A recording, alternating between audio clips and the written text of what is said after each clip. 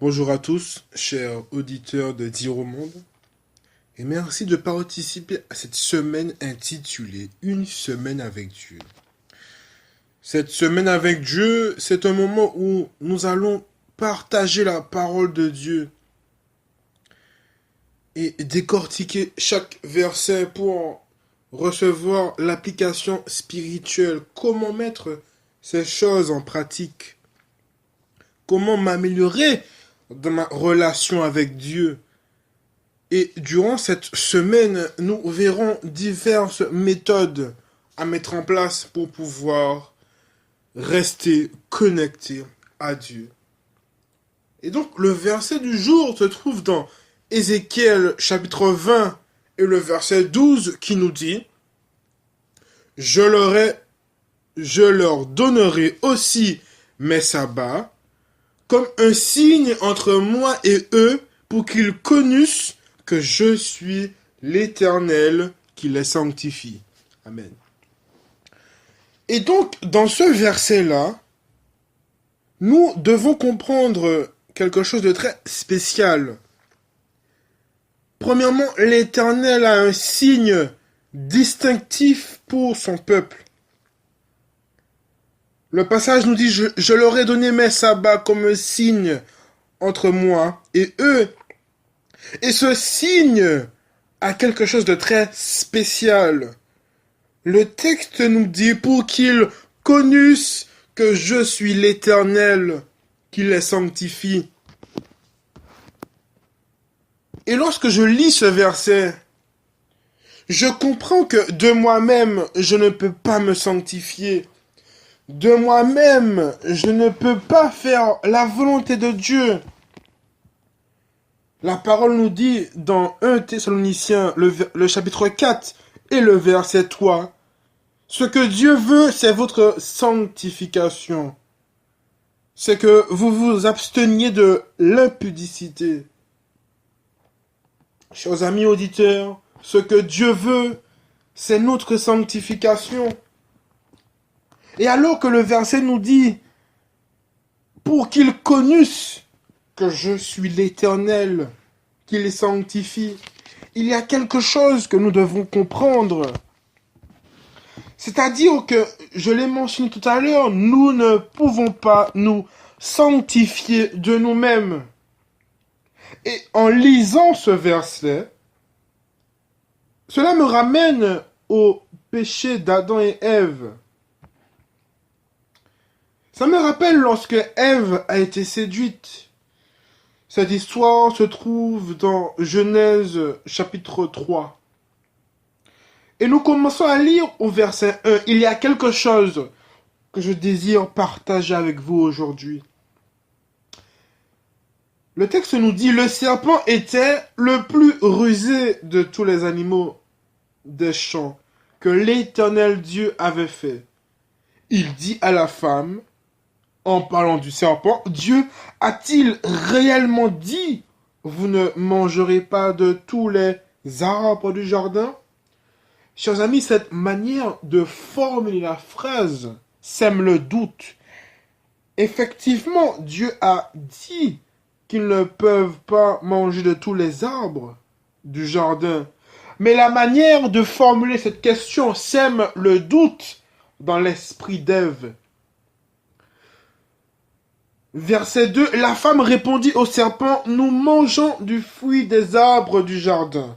Mais quant au fruit de l'arbre qui est au milieu du jardin, Dieu a dit, vous n'en mangerez point, et vous n'y toucherez point de peur que vous ne mouriez.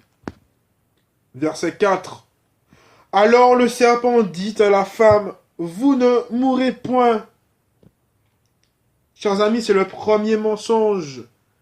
Il y a ici cette notion d'homme qui ne peut pas mourir.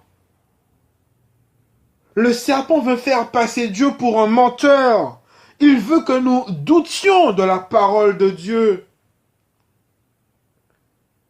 Il veut que nous doutions des promesses que Dieu a faites à l'homme.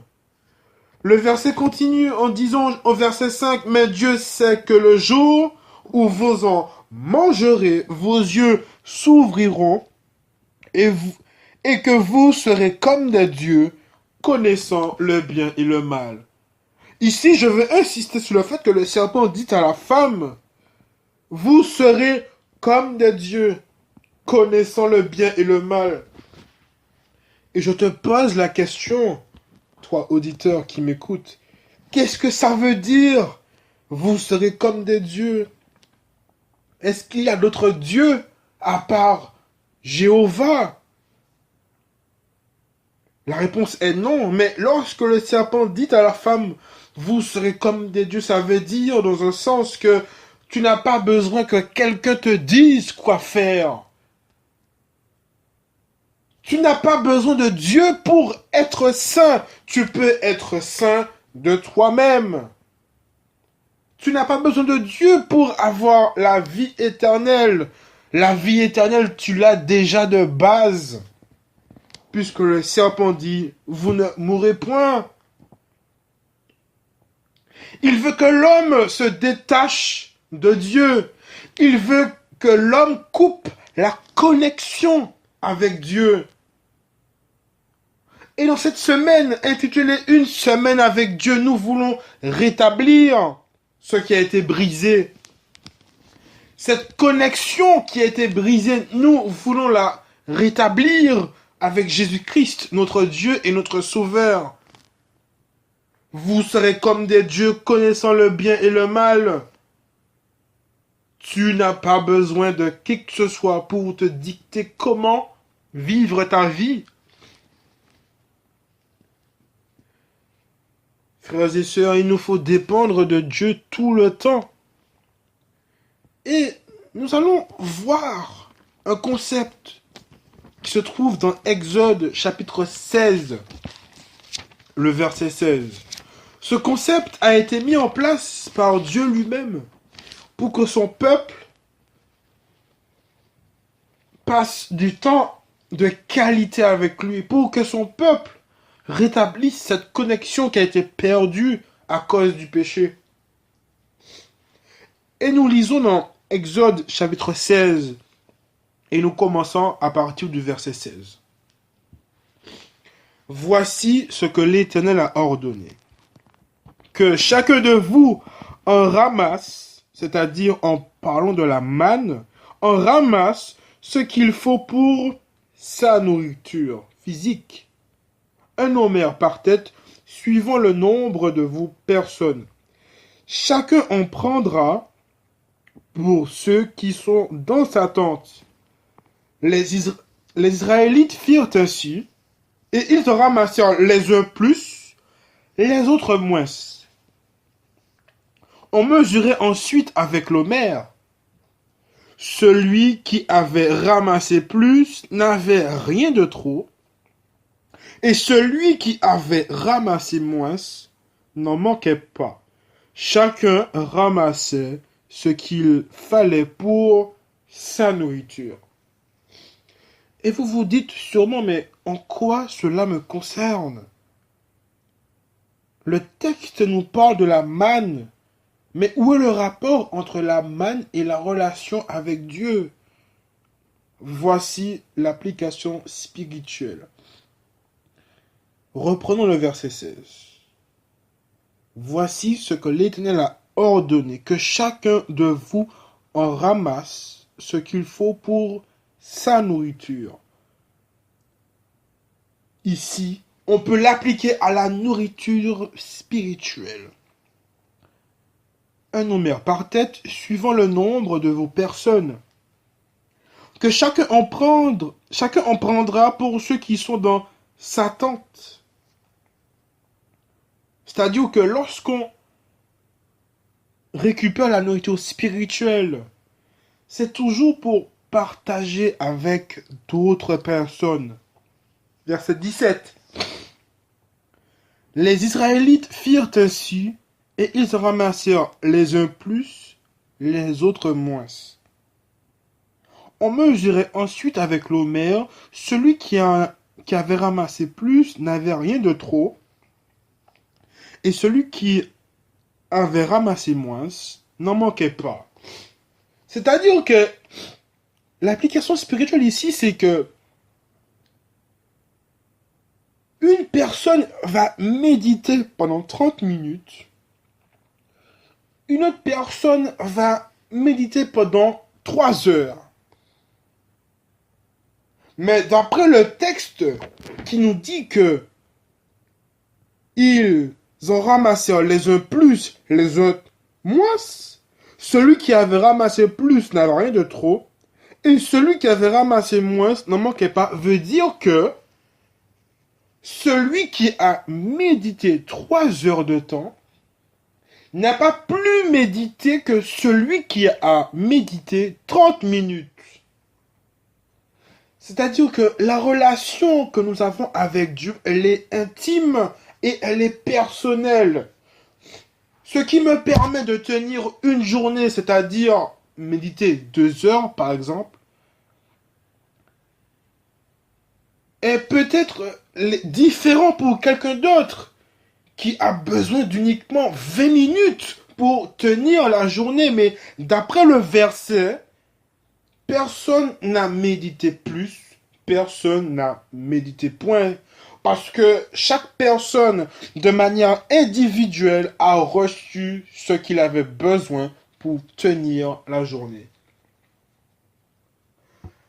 Chaque jour, frères et sœurs, chers amis, la manne tombait une fois par jour, d'après le texte. Mais le 6e jour, il y avait un miracle. Verset 22. Le 6e jour, ils en ramassèrent une quantité double de nourriture, 2 homères pour chacun. Tous les principaux de l'assemblée vinrent le rapporter à Moïse.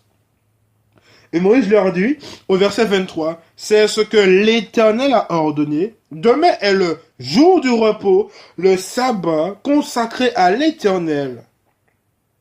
Et donc, le 6e jour, il y a un miracle qui se produit. Il y a une double portion de manne qui tombe ce jour-là. Et vous vous dites sûrement, mais quel est le lien entre la manne, la nourriture spirituelle, et le verset qui dit « Je leur ai donné mes sabbats comme un signe entre eux et moi, afin qu'ils connussent que je suis l'Éternel qui les sanctifie. » Voyons ici l'application. Voyez-vous, lorsque nous analysons la création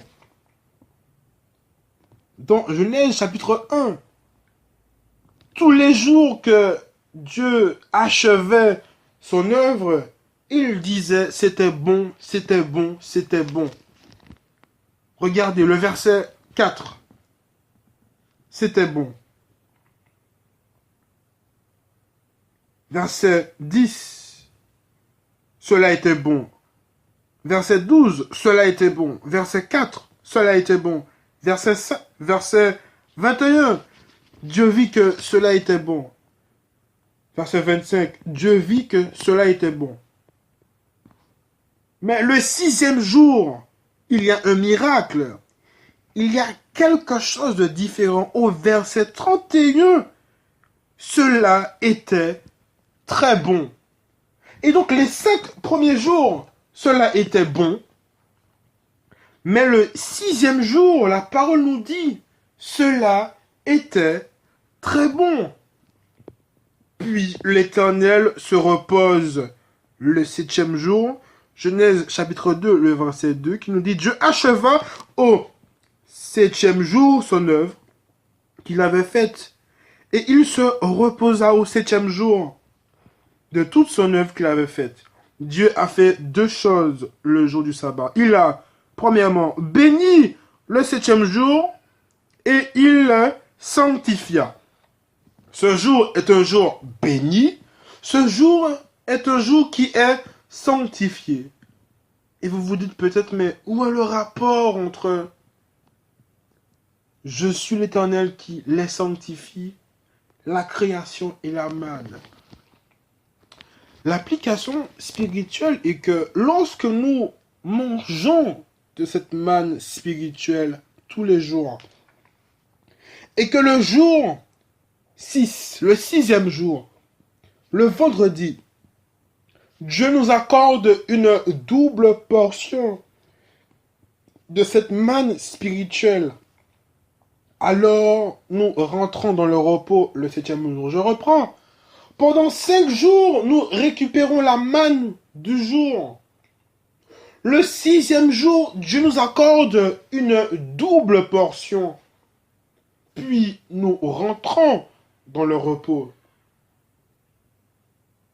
Alors, le signe distinctif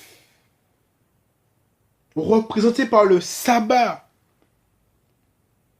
qui montre que le peuple de Dieu est un Dieu à part et un peuple sanctifié, veut dire que lorsque je me repose le 7e jour, je dis publiquement et ouvertement que si j'ai été saint pendant les 6 derniers jours, c'est parce que l'Éternel qui a sanctifié le 7e jour est le même qui m'a préservé, qui m'a gardé saint toute la semaine et qui me permet d'être saint le 7e jour.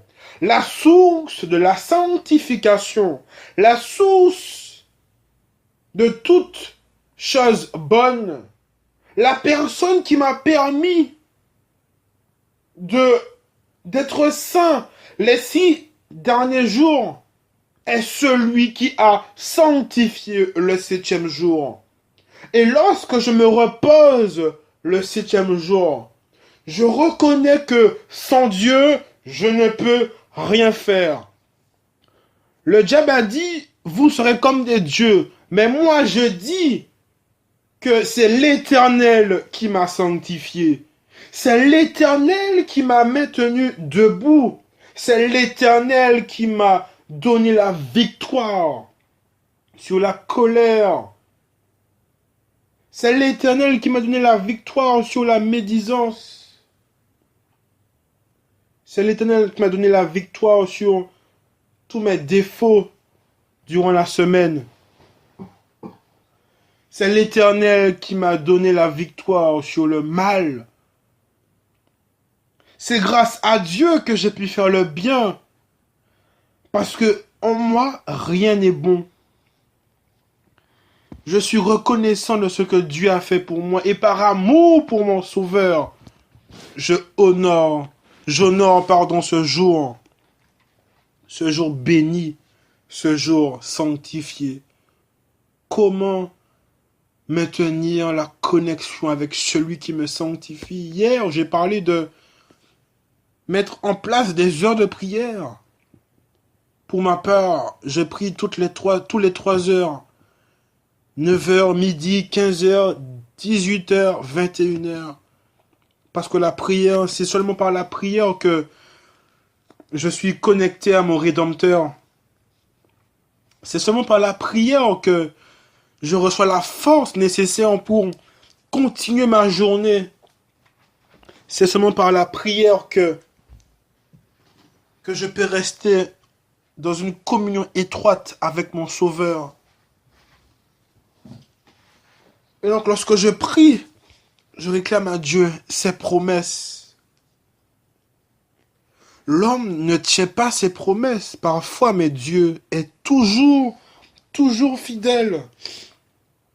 Et nous pouvons faire confiance à Dieu lorsqu'il nous fait des promesses. L'Éternel n'est pas un homme pour mentir. Nous pouvons dépendre sur lui. Et donc, je pense à une promesse qui se trouve dans Ésaïe chapitre 54 et le verset 17. Ésaïe 54, le verset 17. Pardon, Ésaïe 40, le verset 29.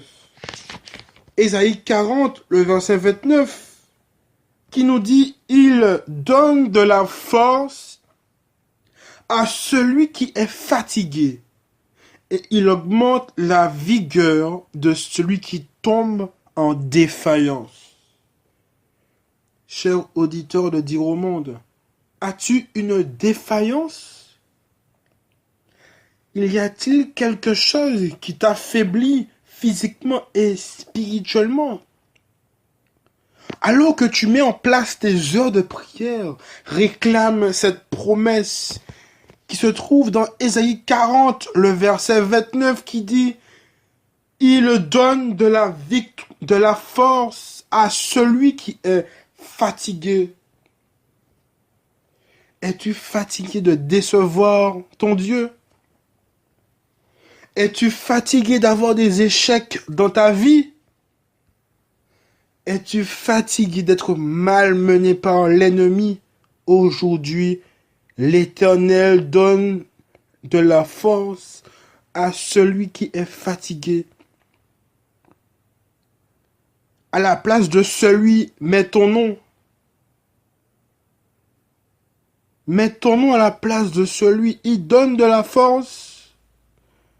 Si tu t'appelles Andy, il donne de la force à Andy qui est fatigué. Si tu t'appelles Estelle, il donne de la force à Estelle qui est fatiguée, fatiguée de décevoir l'Éternel. Et il augmente la vigueur de celui qui tombe en défaillance. Es-tu tombé plusieurs fois? Il y a de l'espoir parce que l'Éternel te donne de la vigueur, toi qui tombes en défaillance. Et quand tu pries, ne regarde pas tes faiblesses. Tu sais déjà que tu es faible. Ne va pas devant Dieu en disant « je suis faible ». Non. Il faut que tu vois l'Éternel comme ta seule chance d'avoir la victoire. Et quand tu pries, tu dis l'Éternel, c'est toi ma force. C'est toi ma joie. C'est toi mon espoir. C'est toi qui me sanctifie. C'est toi qui me maintiens debout. Tu sais déjà que tu es faible, mais c'est l'Éternel qui te fortifie. Ne regarde jamais à tes faiblesses. La seule manière pour que Pierre marche sur l'eau, il fallait qu'il maintienne son regard sur Jésus. Et moi, alors que je suis en train d'imaginer Pierre marcher sur l'eau, Pierre marche sur la victoire. Pierre marche victorieux, mais uniquement lorsqu'il regarde à Jésus. Lorsqu'on regarde à Jésus, Jésus-Christ fait des miracles dans notre vie. C'est impossible pour l'homme de marcher sur l'eau, mais avec Dieu, tout est possible. Tu penses que tu n'as pas la victoire?